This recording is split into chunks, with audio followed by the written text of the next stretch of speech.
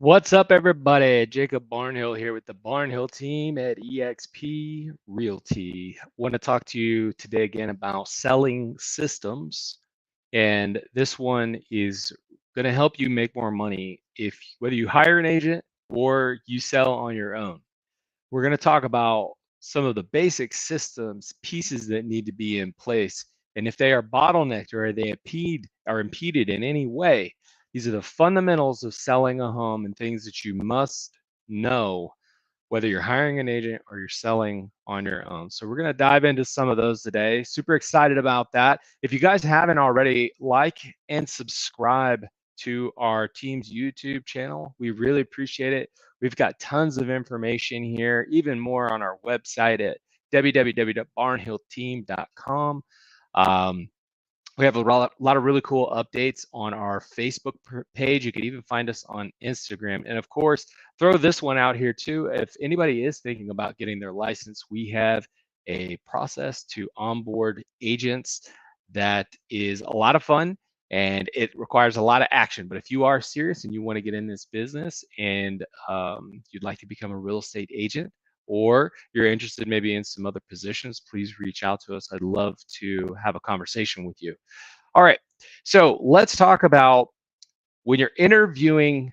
Um, Actually, we're not going to talk about interviewing agents because I want to give you guys the concepts of what it takes to sell a home. Okay, so in a perfect world, what we would all love to have is people foaming at the mouth and competing on our home. A lot of us would, right? Want to make the most amount of money on our home. And a lot of ways to be able to do that is to drive competition and create scarcity around the sale of your home. So, what would that take? Okay. How many buyers, let me ask you, how many buyers do you think if we've put in a lot of extra upgrades, okay, a lot of extra upgrades into the home, and somebody's going to make you're thinking that there's going to be a bunch of people that would want that, but you far exceed what is selling around you. You have a lot of unique things, you have a lot of extra things. You have put money and you want to get a return for that stuff that you've put in. Some of it could be very personalized, but let's just assume it's not for a minute. You are far outpacing everyone else. You have a bigger lot. You have put in uh, the extra fancy molding in the house. You've installed a pool. You have a tin metal roof. You have that should last much longer than a lot of other roofs. You spent a lot of money for that. You also have solar panels that are paid off. You have a generator that comes with the house. You have an addition that you put onto the house. You're clocking another 1,000 square feet. Maybe this isn't you, but I'm just giving you an example. Like, we have a lot of extra things, or maybe a few extra things that we're trying to get our money back for. So if we are very unique to the marketplace, do you think that increases our buyer pool or decreases our buyer pool? Especially if we're trying to get top dollar for it, right? If you're reasonable and you think about this, it actually decreases the buyer pool, right? Because we're increasing our price. The higher we go up in price, the less people that there are. Okay. So, in a sense, we're actually depleting the competition. It makes it harder to get to the competition. Now, what am I saying? Am I saying everybody needs to underprice their property? No, I'm not saying everybody needs to underprice their property, right? Actually, if you price it too low, people are going to wonder what the heck is going on, right? So my point is, one of the first things that you want to be thinking about is the pricing of your property, right? We like to look at three different ways: what's actually selling around us, what is the current competition that we have right now, and where's the market kind of going? What are our expectations on how long this will take to sell, and how much has that been changing month over month in recent months, right? We're going up at what rate? Are we going down at what rate for these types of homes? So that could give us a proper expectation. So setting expectations for yourself on how long it's going to take, because it can cost you a lot of money if you don't get that right, especially if you have to be somewhere.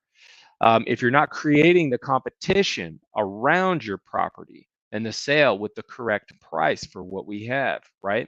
If we're outpacing a lot of the buyer demand for that property, and it's going to take us extra long because we're unique. And yes, that maybe the price that we could get, but we might have to budget that it's going to take us longer to get it, right? So how do I see a lot of people price their properties? A lot of times when I see a seller price their property, right, it's the exact thing that buyers are thinking that you're doing, and that's why they're undercutting you. You want to list your property. A lot of what I see is they want to go high because they know a buyer's going to come in and knock them down. And then when the buyers come in, because we work with buyers too, we see this happen, and they go out there and they're like, well, I'm gonna work them down a little bit because there's not a lot of competition on this property right now, right? And going to make an offer and see where they have wiggle room. And this is where everybody starts. What we like to recommend in the right scenarios is actually to have a pricing strategy that's with the market. So let's say that there is competition with the car. Let's use cars on a car lot. They're the exact same car, same color, same year, same condition, right? But we're going to take your car that you're trying to sell and we're going to just slightly discount, just a little bit, not a lot. We're not down here, right? But we're not up here either, right? A lot of times we're living in this world where we're the only one for sale, and we're going to price up here because we know the buyers are going to come in and they're going to try to discount us, okay? But depending on what's going on, if we're looking at, okay, buyers have choices, we're not the only one for sale, okay? And we're going to create a little bit more demand on our property, right? We're even going to look at ways to advertise it well, push those unique abilities to the forefront, right? Find who is that buyer and try to speak to them that should be living in this home, the right family or whoever it is, right? So when we price that property like that, we draw more of the attention to that property, right? People are still going to look at a cost comparison of what that they are buying, okay? And getting the pricing, knowing the market can really help you do this, okay?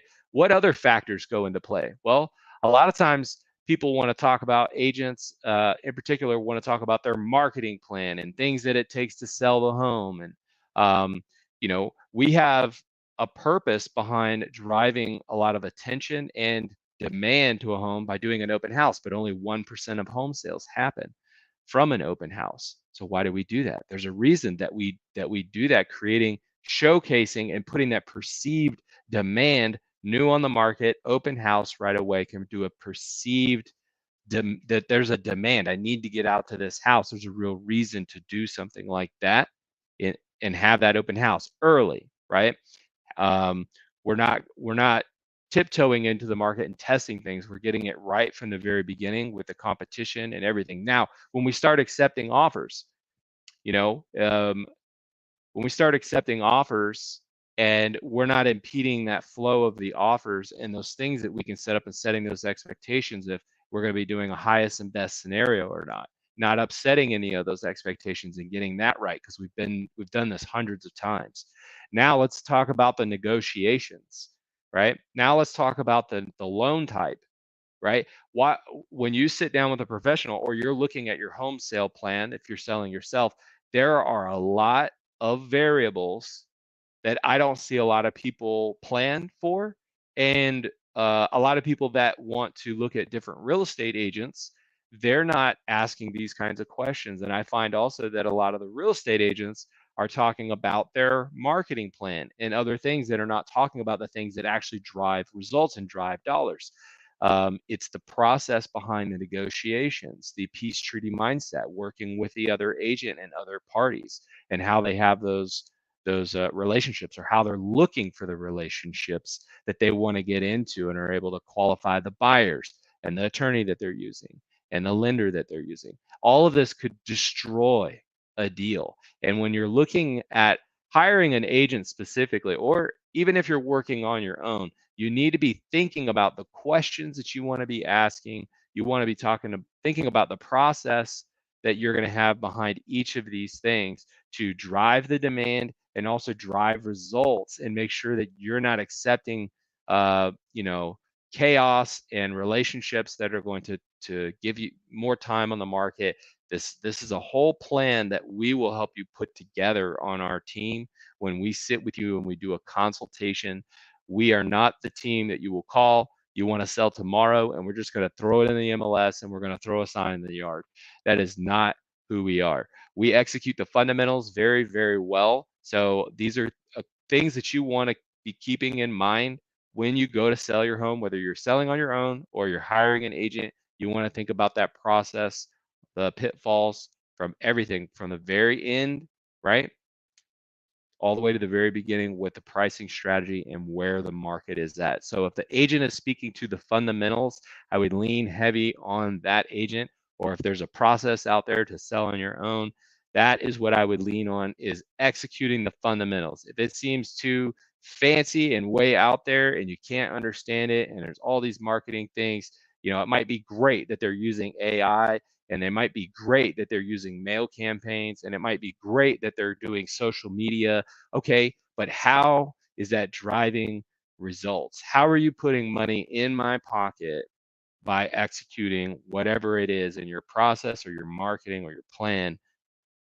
How is that putting money in my pocket, right? So if you can't understand that, if they can't explain it, it's probably not anything that's actually driving results. So stay savvy out there, guys. If you guys need us, of course, you know how to reach out to us. Please like and subscribe if you like this real and raw facts of real estate and selling systems. You guys know how to reach out to us. Like and subscribe. I appreciate you guys. Hit the comments too if you guys have any takeaways or other questions. Appreciate you guys. I'll see you on the next video. Peace.